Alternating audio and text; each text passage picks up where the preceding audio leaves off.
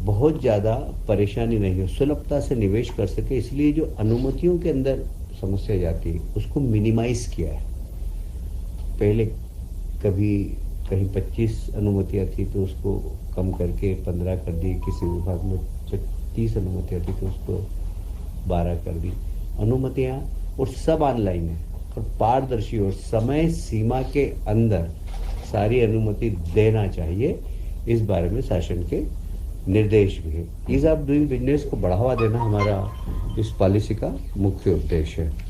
मध्य प्रदेश की लॉजिस्टिक क्षमता को बढ़ाना, आप सभी जानते हैं हमारा लैंड लॉक स्टेट है, हमारे यहाँ इसका लाभ भी हमें और तो कभी कभी नुकसान भी होता है, क्योंकि पोर्ट नहीं है, एक्सपोर्ट करने में हमें परेशानी आती है। तो हम लॉजिस्टिक को कैसे मजबूत कर सकें और कैसे निर्यात ज़्यादा हो, उसके लिए हम फैसिलिटी उद्योगपतियों को दे सकें, इसके लिए हमने लॉजिस्टिक पॉलिसी बनाई है। और पोर्ट तक सामान पहुँचे तो उनके ट्रांसपोर्टेशन में भी हमारी जो नई पॉलिसी आई है उसमें हम उत्पादकों को सहयोग करेंगे।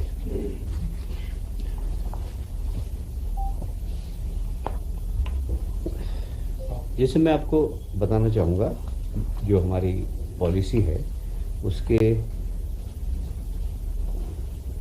जो हमने फोकस किया है वो निवेशकों को हमारी प्रमुखता में लिया है, और सरकार कैटालिसिस की भांति काम करेगी, सरकार उत्प्रेरक की भांति करेगी।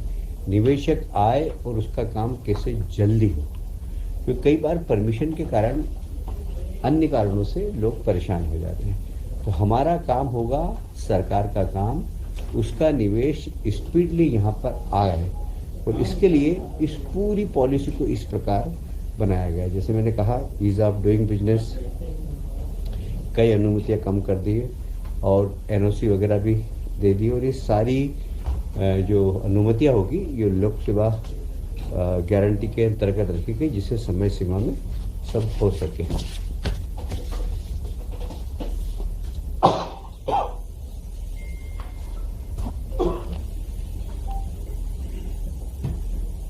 मुझे ये कहते हुए बहुत प्रसन्नता है कि औद्योगिक संवर्धन नीति 2025 में जो मुख्य चीज़ें हैं जो मैंने आपको पहले ही बताई, पर इसको रिपीट करना चाहूँगा मैं कि ये पूरी नीति बनी हमारी सारा उद्योगपतियों से चर्चा करने के बाद बनी। उनसे पूछा गया कि आपको क्या क्या